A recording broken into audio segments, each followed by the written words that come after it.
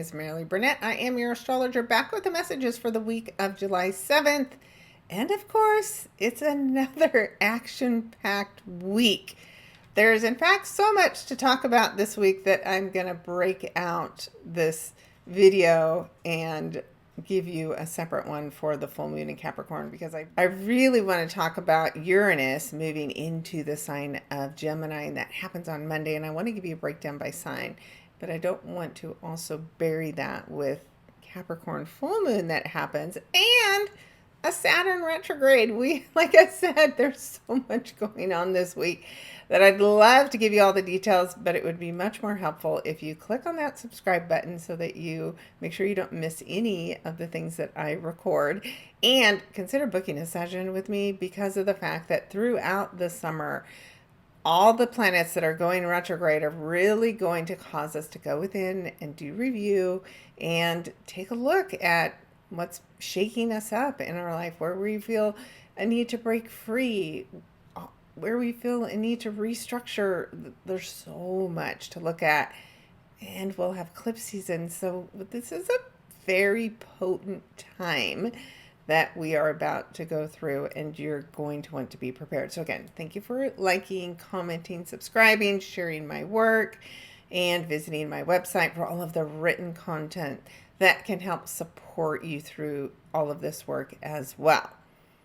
So with that being said, go out, check out the July article, because the breakdown day by day for this whole month, already a week's gone. This is the energy that we're in now. Things are so flying ahead. We'll see if they feel slower when Saturn goes retrograde on the 12th. But until then, still moving things really quickly. And in that July article, you can also get the breakdown of this upcoming full moon in Capricorn, because it's already prepared for you. So is August, so is September.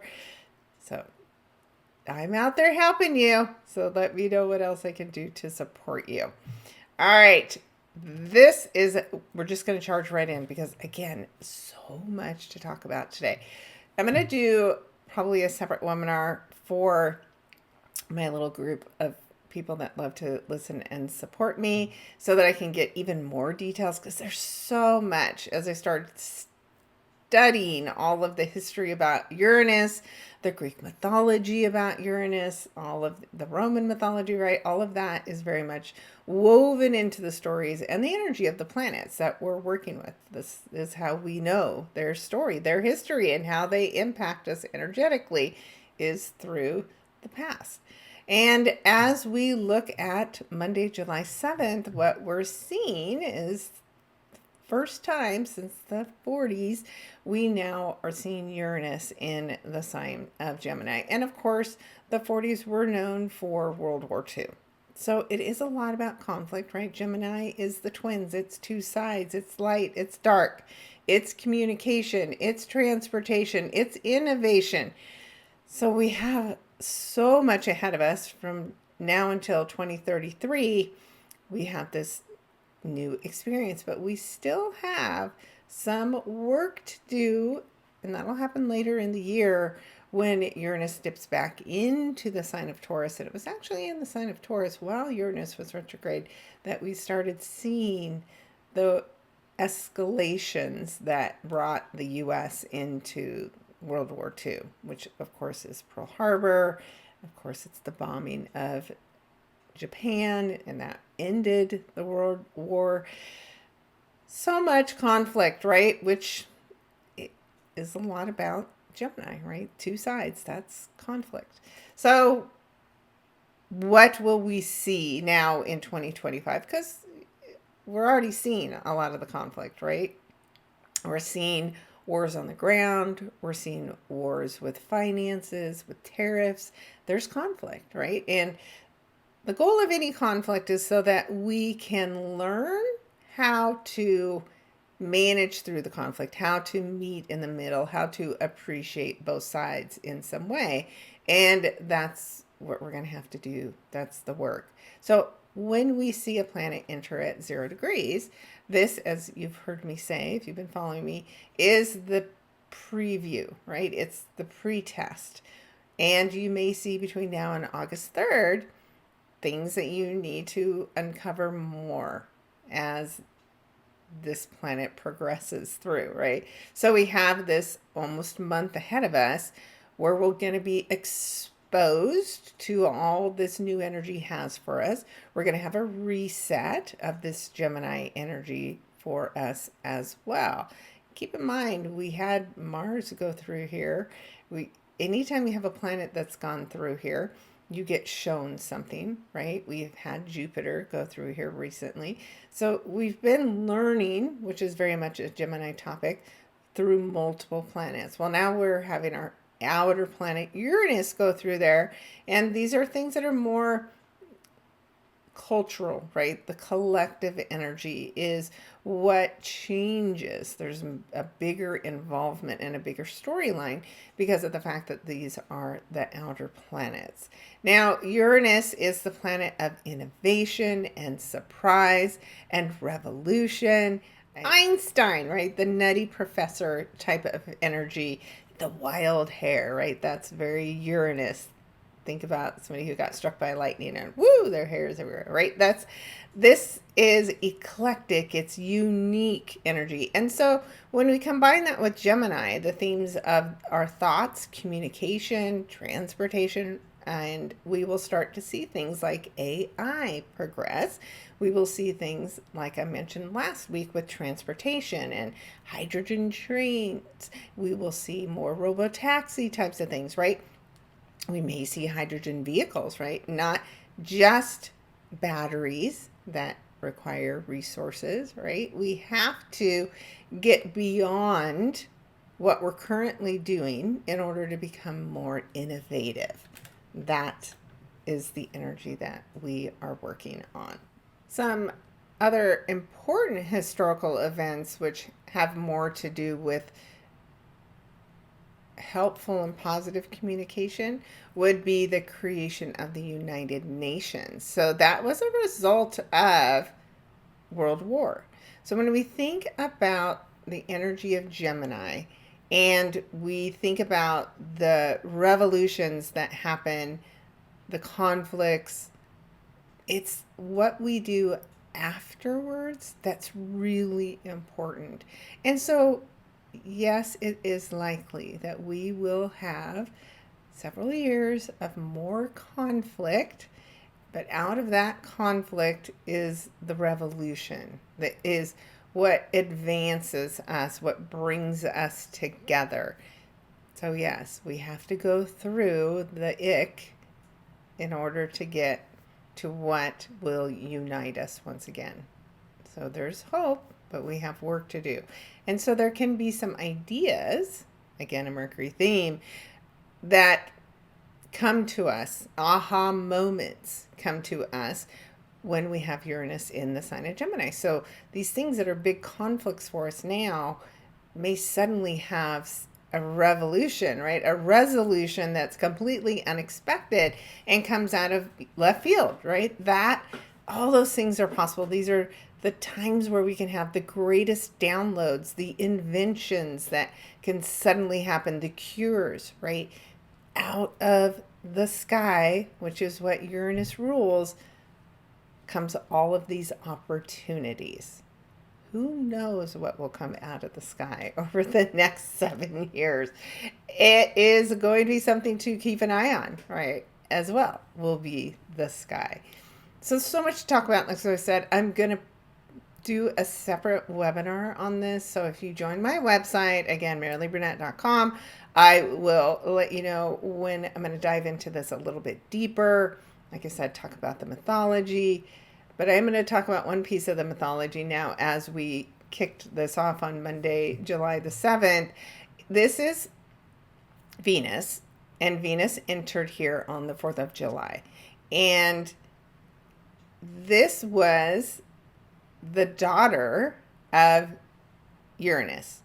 So the story in mythology is that Uranus didn't like all of his children and the power that they had, so there were conflicts. Well, Saturn was one of those people that Uranus had conflicts with, and decided he was going to castrate his father, and the result of that castration was that was thrown into the sea, and from the sea came Venus. So there is this creation, right? Venus is created by the sea. Often you see her coming out of a pearl, right? Or out of a clam next to a pearl, right? This beauty and jewelry, right? All these things that are associated with Venus. So that this energy, right, of rebirth, of birth, of creation, almost magical creation, right, is part of the storyline of Uranus going through the sign of Gemini. So whatever you started seeing, the 4th, the 5th, the 6th, again, a little bit more of a preview of the storyline that is going to be expanded on as Uranus comes through here as well. But this also says to me that the Venus themes, love, beauty, money, the things that we value, are going through a revolution, going through a change. Money, I've already started to hear some people say, we're outgrowing the Bitcoin. So where are we going to go next, right? What will the next thing be? We'll likely see that. What will women be doing? The revolution of women. So in the webinar, I'm going to talk a bit about what happened as the energy of Uranus first entered into Taurus, which of course is ruled by Venus. So we've had these back-to-back events, both involving Venus themes. And so now, instead of the earthy experience that we've had while Taurus energy was being electrified by Uranus, right, which was when we really started seeing all of the Bitcoins take off, well, now it's in an air sign, and air is about our thoughts, it's about communication. And so how does the Venus themes influence that? There'll be more money that goes into AI, for instance. There'll be more money that goes into learning and education. Doesn't seem like it at the moment, but there will be. And more money in transportation, right? To create more inventive things that go with all of those themes. And women maybe showing up to teach us something important and revolutionary. So there's so much to unpack there. Like I said, I'm going to dive deeper into it and do a separate little webinar on it because there's just so much and I don't want to overwhelm you in just this weekly astrology. So why does this all matter? Why do you care about all of this that I am bringing up to you? Because somewhere in your chart, Uranus and Venus are having this meeting. They met at the very end of Taurus on the week prior, right? And then now they're both entering into the signs of Gemini. So even if this doesn't change houses, the experience that you have in that house, now the Gemini component of it is being activated, right? It's being electrified. It's being powered up. And so you will possibly notice a shift, and especially if you have any planets in the early degrees, or this is your rising sign. Maybe it's your IC. Maybe it's your descendant, right? Or your ascendant, right? Whatever the angle is, or the personal planet, if you have them in these early degrees, you're going to notice something, right? Uranus is also about breaking free. In order to create a revolution, we had to break free from the King of England. And so now, where do you need there to be a revolution in your life? Where do you need a new perspective? Where do you need new ideas? That's what can show up for you now. And they can show up out of nowhere, as I mentioned before, as some kind of a download, some crazy idea or notion that you would normally just say, that's too crazy. Right now, it isn't. Right now, you want to pursue it. Probably the more bizarre it is, the more attention you should probably pay to it at this time. So let's just do the normal rundown and say, Where are you going to experience a need to break free, a revolution, an aha moment, or have a big idea based on your sun, moon, and most importantly, your rising sign? Because I always feel like that shows up more noticeably, at least for even everybody around you, right? Because the rising sign is how other people are seeing you. So other people may see you making an incredibly big change that's unexpected and sudden. So, if we're talking about Aries, this for you happens in your third house, Aries. So this is all of those things that we just talked about. This is big ideas. This is a sudden move in your community, right? Third house is the community that you're a part of. This is going to school for something that is innovative, something that uses technology. That's a big possibility for you at this time. And somehow, as you do those things, Venus or women, in particular female teachers, may really inspire you at this time. All right, next we have Taurus. Taurus, of course, ruled by Venus. Your ruler has left you and has moved on to Gemini. So this is your second house. This is about the money that you make. And this is about your self-worth. So it's a great time to break free from anything that makes you doubt yourself, that makes you feel unworthy, which can be relationships, it can be jobs. And as a result of walking away from a situation like that, then your ability to grow is crazy, right? You can go on in a completely new, unexpected direction. Some of you may become a teacher of science, leave a big industry job and get back to your roots and back to the thing that inspires you the most. Some of you may start writing. Maybe you're going to write fiction romance novels, which would be a combination of that Uranus and Venus energy. And as a result, you would make great amounts of money because you're pursuing something that you love, writing or teaching, and making money at it. So, time for big changes in your career potentially, Taurus. And if you're retired, maybe you're the ones that start writing in your retired life to give you something fun and innovative to do. Keep me posted on that, Taurus. All right. Then, of course, we have Geminis, and Geminis, this is in your first house.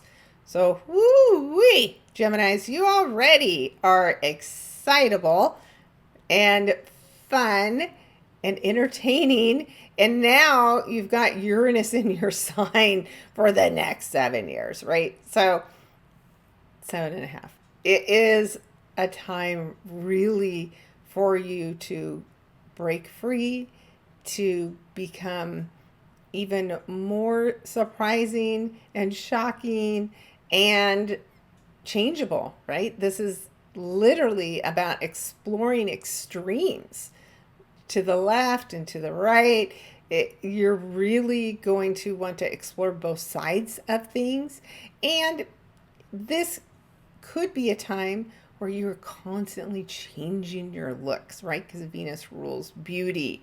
Maybe just this initial energy is going to give you the biggest push to changing your look. Because, of course, the first house is how other people see and perceive you. But you're definitely going to have a very quirky and unique personality more than ever while Uranus moves through your sign. Of course, you can ask your Taurus friends what their experience has been having Uranus there for the past 7 years to get some idea. But it will require you to be unique. And so again, any situations that you are a part of where you feel like you have to fit inside of some box, that those situations will not last. So especially in love, right? Venus, love. The way you communicate with a lover, for instance, you have to be free to speak your mind. And if you're not Adios. All right. It is a fun energy. I have my Venus in Gemini, so I know what I talk about here. I could, again, go on for a whole nother webinar about that, but let's move on to Cancer. So Cancers, this for you is your 12th house. This will be an interesting placement for you to have Uranus, because the 12th house is things that are hidden. They're things that are beneath the surface. It can be spirituality. It could be psychic gifts, right? You're already very intuitive. You've been blocking any of those gifts. Well, with this electrical current running through your 12th house, it's going to be hard to keep things suppressed, because literally, like lightning bolts all the time to your subconscious mind are going to do the work that you need to do. You can't keep things suppressed when you have Uranus in the sign of Cancer, which is our feelings, which is our emotions, which is our intuition, and which is also women and mothers, right? They are going to feel electrically charged to make a difference. So this is a good time to really sit down and take inventory on those fears that you've been hanging on to that no longer serve you anymore. Now, for some of you, the 12th house can be large institutions. It could be changing jobs a lot, because we got to remember, Gemini is about things moving quickly and back and forth. And Mercury, ruler of Gemini, is a messenger of the gods, right? So he was constantly traveling. So some of you Cancers are going to end up with a job with a large organization that has you doing maybe a lot of foreign travel to foreign countries, for instance. Of course, everybody's experience is unique, but that's just one way that could show up for you. All right, then we have Leos, and Leos, this is your 11th house. So this is friends, it's networking groups, and it can be benefactors. It can be the internet. And so when you have your 11th house activated by Uranus, then you may suddenly gather friends that are more unique and eclectic, right? Really interesting. They could be astrologers, right? That would be one of the things that falls under topics of Uranus, because Uranus rules the sky. It could be astronomers, science geeks, you name it, right? You may suddenly have your friend groups change drastically as a result of this, or maybe you've been a loner, and now with Uranus coming in here and stirring things up, you suddenly find like a great girl group to become a part of, and maybe you do a book club together. I was just talking about that with somebody today, or you study books like Hellenistic astrology, right? Something that's a little off the normal path and is intriguing, and then you could really dive deep into it. That would be a perfect thing to do. And it might take about 7 years to understand the topic. It's very complicated for my simple brain. All right, that's Leos. Then we move into Virgo, and Virgo, this is your 10th house of career and status and reputation. Sometimes it's marriage, because you are often known for who you're married to. And so in any of those categories, if you don't like it, you will break free from it. And you will not want to be stuck in whatever that situation is for, like I said, till 2023. So it's really important when I'm counseling people. I suggest when you have energy like Uranus in your 7th house of marriage, 10th house of career, that you choose an opportunity that gives you a lot of freedom. So if your marriage partner is supposed to be that Aquarian or Uranus energy, and that's your 7th house because you're Leo, for instance, then those partners need to be somebody who is fun and quirky and interesting, and gives you a lot of space. So your career would need to be the same way. I need a career where I can be myself, where I can create inventive solutions, and again, where I can create great change or make a big difference in the world, right? Because we're talking big sky. So you will see, Virgos, that you have to be willing to stand out, which can be a little hard because you love to just have all this nice, neat order. Well, lightning and electricity is not orderly. It's going to take you all over the place. So it's going to push you outside of your comfort zone for quite some time. So again, choose wisely. If you're just starting a career or starting a new job, choose one that, again, lets you be really innovative, gives you a lot of freedom and flexibility, and can like constantly experience change. And then you won't get bored and want to move on, relationship-wise or career-wise. Okay. Next, we have Libras. And Libra, for you, this is your 9th house. So this is the house that rules foreign people, foreign places, foreign countries, foreign languages. It is our quest for the truth. It is about spirituality. And so that area may suddenly really open up to you. If you've been somebody who's never really tapped in fully to the spiritual side of life, you may find that you're one of those people that's suddenly on a quest for knowledge, right? Why am I here? And you may meet teachers that will help you explore topics that are bigger than life, beyond. Now, some may decide that this is a time to go back to school to pursue higher education, because again, this goes beyond our small little controlled world. This is about going bigger. And that from an education standpoint could see you going to law school, for instance, because of course the 9th house is also about justice and law. So big opportunities that could take you all over the world if you want, Libras, with the addition of Uranus going through your sign. All right.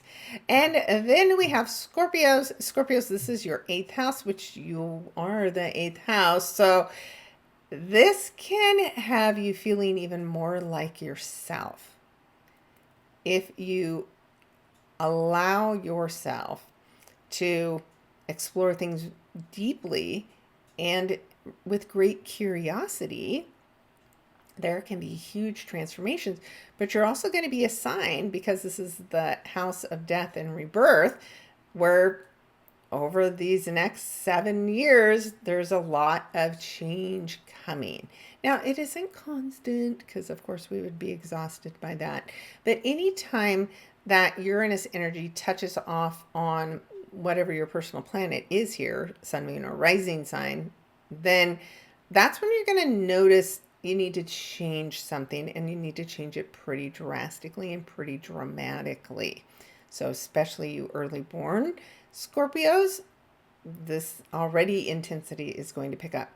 Also, this is the 8th house that has to do with sexuality. So there can be a huge change and revolution in your sexuality or in your intimate relationships. There can be a lot of experimenting going on, which you can have some fun with it, right? If you're in and been in a relationship for a long time and it's feeling stale and stagnant, well, it's time to spice things up in the bedroom and reconnect. That's what this energy will be good for. All right, next we are moving on to Sagittarius. So Sagittarius, this conversation that I just had where I was talking about the Leo and Aquarius axis, that applies to you because now you've got Uranus in your 7th house of marriage. So that means you need marriage and your marriage partner to be really exciting. You already can't have a dull partner. You're Sagittarius, right? You need a partner that wants to adventure with you. But your partner's adventures and yours can really elevate you to the next level at this time. And so you want a happy marriage, then again, you need to invite a lot of excitement And each of you need to have enough freedom to be yourself and to pursue your own things. And if your marriage partner does something, again, in the science field or does something over the internet, then they may have a really huge breakthrough as far as their career goes. And you'll have to learn how to balance that energy and keep your marriage intact and alive and thriving and exciting without both of you getting too sucked into your own little worlds. Now, for some of you, you've been looking for a partner. That partner is going to be that nutty professor person that you would think, no way, I would never marry a geeky guy or gal, right? Yes, you will, and you'll be surprised how attracted you are to them as soon as this change happens. All right. And then we have Capricorns. Capricorns, this is your 6th house. So there's a few things we want to be cautious of when Uranus goes into your 6th house, because this is a house that also rules over your health. It rules over the work that you do. It rules over all of your day-to-day activities. It can even rule your pets. So as you have Uranus go through here and shaking things up, because this is your health, there can be unexpected health events. This is a time where accidents can happen, but again, it's not constant. It's like you have to live in a bubble the next 7 years. But anytime that Uranus energy does attach to one of your personal planets here, then you want to be extra careful. It can be a really great time, though, for innovative health solutions. So if you've been struggling with health in some way, this can be a time for there to be a solution that comes out of nowhere, right? A cure for something that we all never thought would happen. That is definitely a possibility. And then as far as your career goes, if you feel stuck or trapped in the work that you do, you will quit your job suddenly. Like, don't even have another job to go to. You're just fed up and you're not going to take it anymore and you're going to quit. So start saving your money now in case that's you, so that you have a backup plan. But trust the process, right? When you break free from a situation that is not meant for you, well, then a better one will come in. And it will maybe shock and surprise you, the kind of work that does show up, because it's not what you would normally do, right? Capricorn, it can be hardworking, it's finance, it's very structured, it's very traditional. Well, Aquarius energy is not traditional. In fact, it's non-traditional work that would really test you. So keep me posted on that. And then, of course, Aquarius, your ruler is going to be in your 5th house of romance. So this can be a time for, again, great experiments. It can be, again, starting to date this odd, quirky individual that you would have said, I am not attracted to that whatsoever. But somehow this person's going to just really capture your attention. It is all about your 5th house. So there can be big surprises involving children. So be careful that quirky guy and you don't suddenly have children before you're ready. And these are all things that speak to your heart. So it's a great time to break that heart wide open and maybe start pursuing a hobby that's unique and different. Maybe it's astrology, right? Maybe it's astronomy, whatever it is that speaks to you. Maybe it's the scientist in you that wants a chance to come out and break free. But it is also the house of fun. So you've got this energy in here for a long time that can really amp things up and bring fun and excitement. Just make sure you don't get burnt out because you're constantly chasing fun and excitement too, right? You got to learn to balance that energy a bit. Otherwise, you're going to be dating a lot of different people, and that can be very exhausting. Instead, find one that's fun and exciting and can help you explore and enjoy your own quirkiness, because you are Aquarius after all. All right.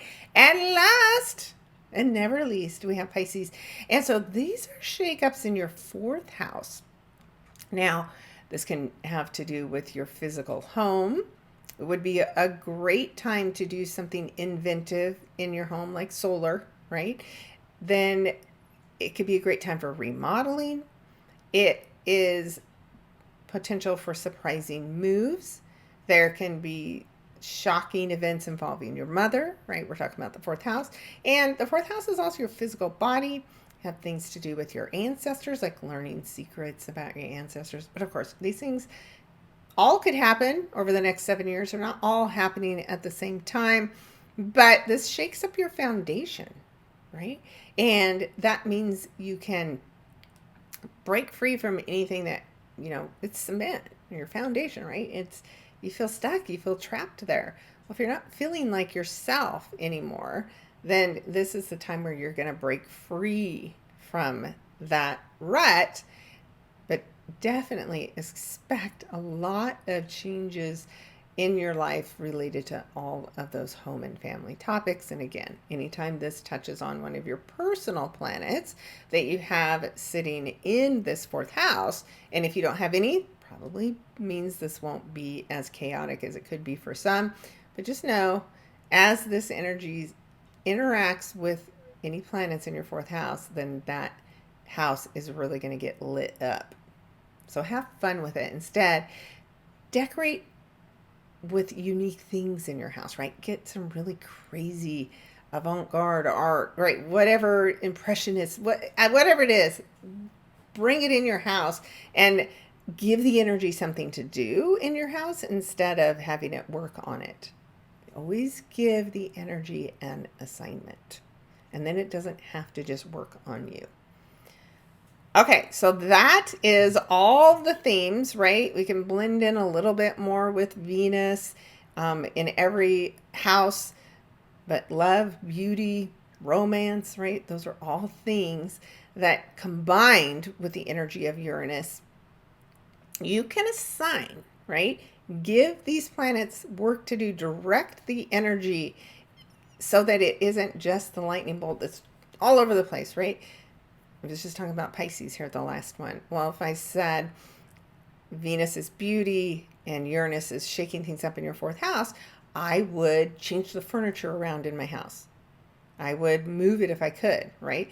I would look at my feng shui thing and say, am I using the Bagua mat the way that I'm supposed to, or should I be changing things up in here?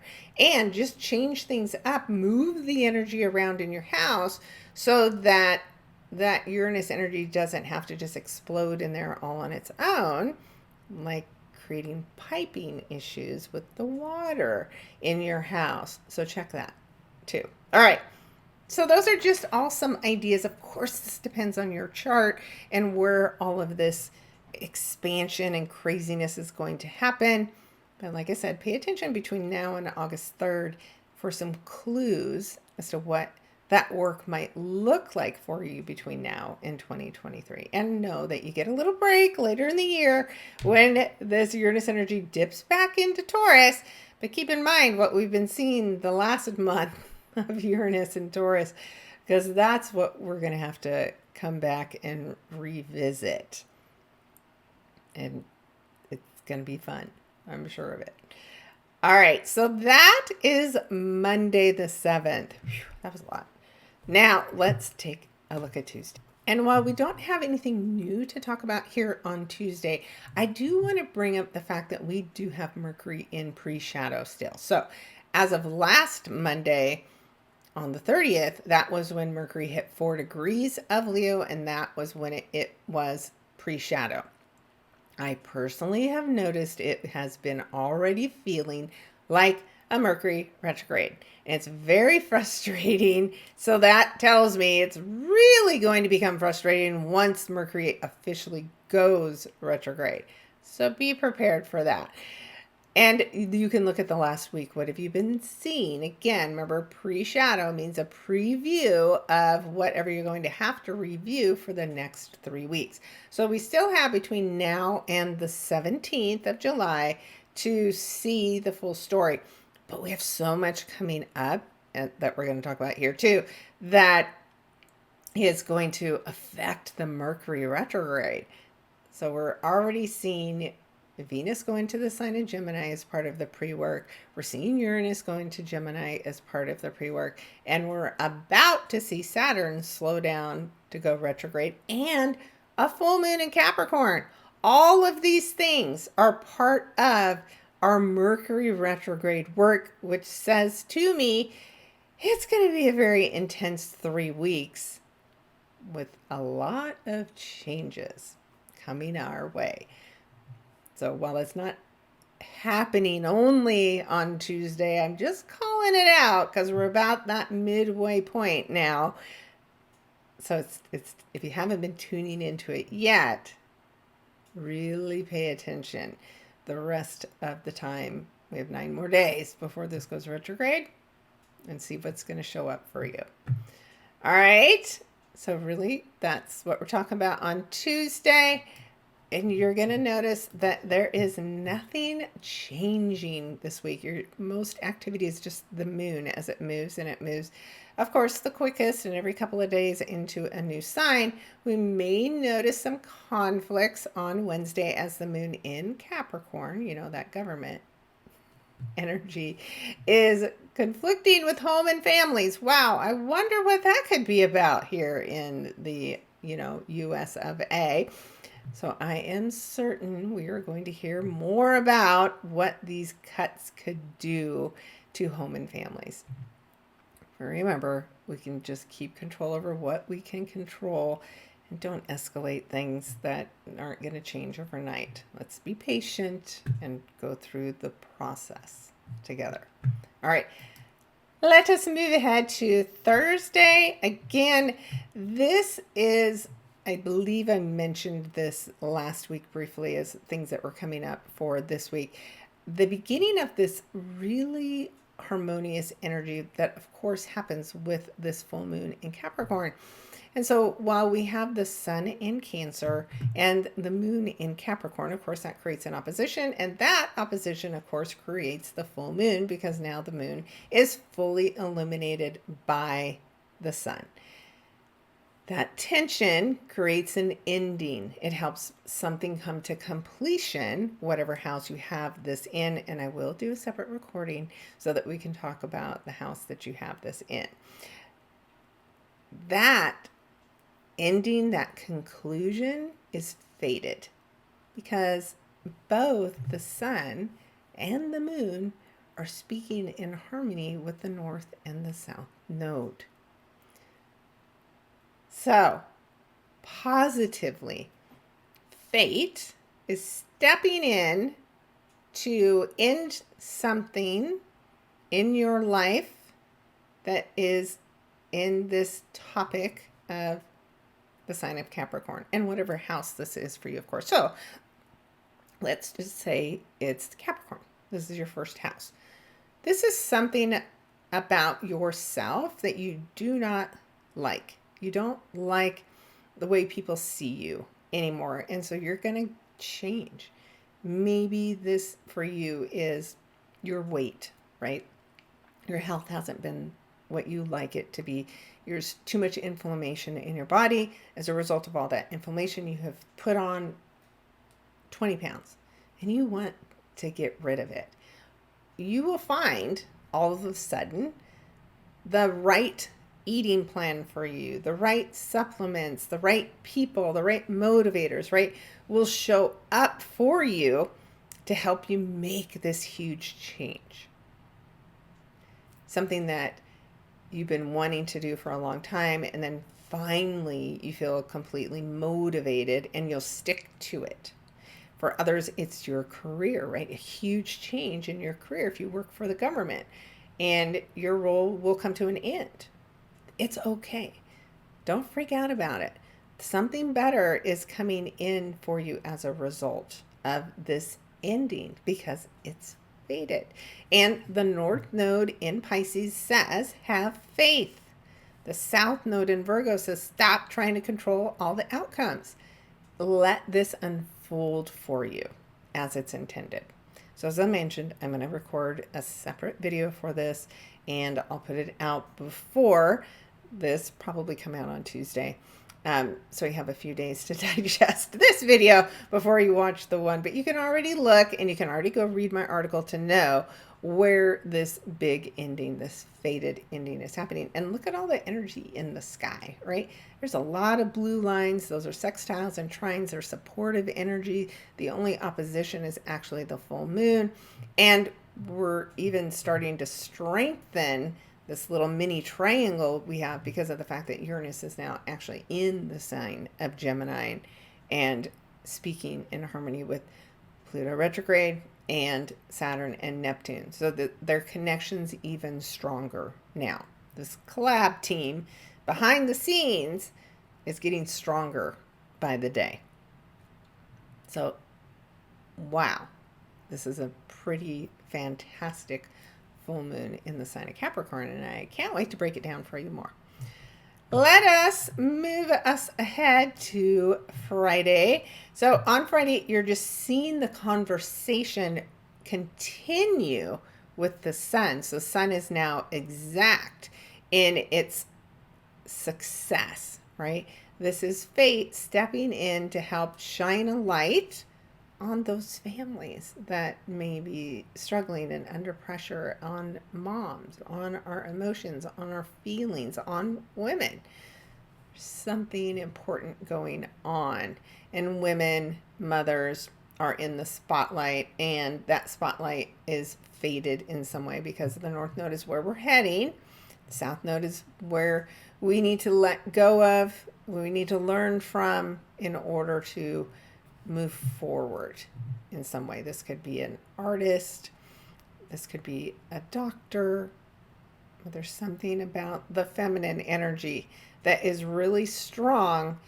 And so again, you want to show up and go where you are being led. So where is the sun in your chart at 19 degrees? Pay attention to the spotlight that is showing up there for you. And who knows, for some of you, maybe it's a fated meeting and results in a relationship. Maybe it's something fated about having a child, becoming a mother. All right, let us move ahead to Saturday. That conversation is just still continuing, and we get a little bit of a headbutting event going on between Mercury, which rules the mind, and the moon in Aquarius. So this again is a bit of that conflict with the leader and the people. So this could be a young leader, like maybe a Speaker of the House and all of the members of Congress, right? There's some kind of a conflict. It's short, it's brief, but it will be notable. And then as we move into Sunday, like I said, I could do 3 different videos this week because there's so much to talk about. But now we see Saturn in the sign of Aries that is going retrograde. And of course, it's going retrograde as it is the closest it will be with Neptune also retrograde. So this is a chance for us to see the real work that is Saturn in the sign of Aries. So we've been talking about this, right? Saturn brings restriction through powerful leaders. Neptune can bring us deceptive leaders, or, right, you could have a leader who's very inspirational, or maybe we have both, right? So there's 2 sides and choices that we all have to make to what are we going to tune into energetically. But the choices that we've made about pursuing our dreams, which is one of these things that if you think about entrepreneurs and that Aries energy and Neptune, our dreams, combined together, well, now we need to sit still with it and really decide, does this make sense? Do I have the right business plan in place to execute? Or do I need to go back now and make some tweaks? Because we have several months of this work. As when outer planets go retrograde, it gives us a lot of time to do the work because a lot of that work is internal. When you think about Saturn and tearing down anything that could maybe keep you as an individual stuck or trapped, well, there may be some escapism that is coming alive as these two planets join together. So we'll have to see how that plays out, of course, in the collective. And then for you as an individual, do you need to adjust your dreams and start making changes so that your dream becomes a reality instead of just a dream? So wherever you have these early degrees of Aries in your chart, now the work that has begun a couple months ago is ready to be refined. And that's the whole point of retrogrades, right? It's to go back over what we've done and decide if we need to make some tweaks and make the changes while it's retrograde. So then when these planets come out of retrograde, you're ready to go. Because of course, Aries is the first sign. It's a fresh start. Well, keep in mind, both of these planets are going to go back into the sign of Pisces. So we are just now, like I said, let's say we're redefining our dreams. Well, when we're done with redefining them, going back into the sign of Pisces, dreams, that's when we fully realize what they are. And then we have to go about dissolving anything that's holding us back and that's been in the way, while Neptune is there for the last time in our lifetime. And while Neptune's in there, it's sitting at 29 degrees the whole time for months on end. So there's a serious amount of delusion that we have to resolve. There is this belief system that has to change. It'll be interesting to see what happens with this new Pope in the Catholic Church once Neptune goes back into Pisces. So much still to come this year. Every week I keep saying this. There's so much. It's so intense. But it's an amazing year, and that's what a 9 year is for, right? We got to go through all the stuff. We have to end all the things, all the storylines that have been going on for the past 9 years that we don't need to carry into the future, which will be 2026, a 1 year, a real time for new beginnings. So we're just barely scratching the surface now, and you'll see more of that even in that October, November timeframe once we clear the second set of eclipses. And I keep saying this, but that 29 degree new moon solar eclipse in Virgo, there's a lot of breaking free going on. A lot of breaking free from control. So we'll be, of course, talking about that more. And then as we look at next week here briefly, we, of course, will continue the conversation about that Saturn retrograde. We will be getting ready for the Mercury retrograde. So I'll be breaking that down for everybody as well. Like I said, there's so much going on this summer. I strongly encourage you to get a reading so that you understand how to tune in, because there's going to be so much going on and we're not going to be moving things forward quickly. You're going to want to know how to focus your energy, when and where to focus it, so that you don't feel inundated with so much. It's all slowing down. So in July, as I mentioned, we've got the Mercury retrograde, we had Neptune on the 4th, we have Saturn on the 12th, and at the end of the month, we're also going to have Chiron go retrograde, also in the sign of Aries. So 3 planets, all in the sign that's about starting new things and moving things forward, that are all slowing us down and saying, nope, we're not starting anything new right now. Before you can start anything else new, we need to go back. We need to make some changes because you're getting off on the wrong foot. And we don't want you to continue going forward without doing this correction first. So wherever you have this Aries house or houses, there's work to do. There's work to do. Okay, I think that is all I want to talk about for next week. Whew, as I mentioned, it's a big week. It's a really big week. So I look forward to seeing you on the breakout of the full moon in Capricorn video. Watch for that in a couple of days. And to do that, you got to make sure you subscribe, or like I said, this is a great time to book readings with me because it is super hot in Arizona right now and I don't want to be outside. So I will be here and happy to book more sessions than I normally do, just so I don't have to go out and cook. So, all right. All right, guys.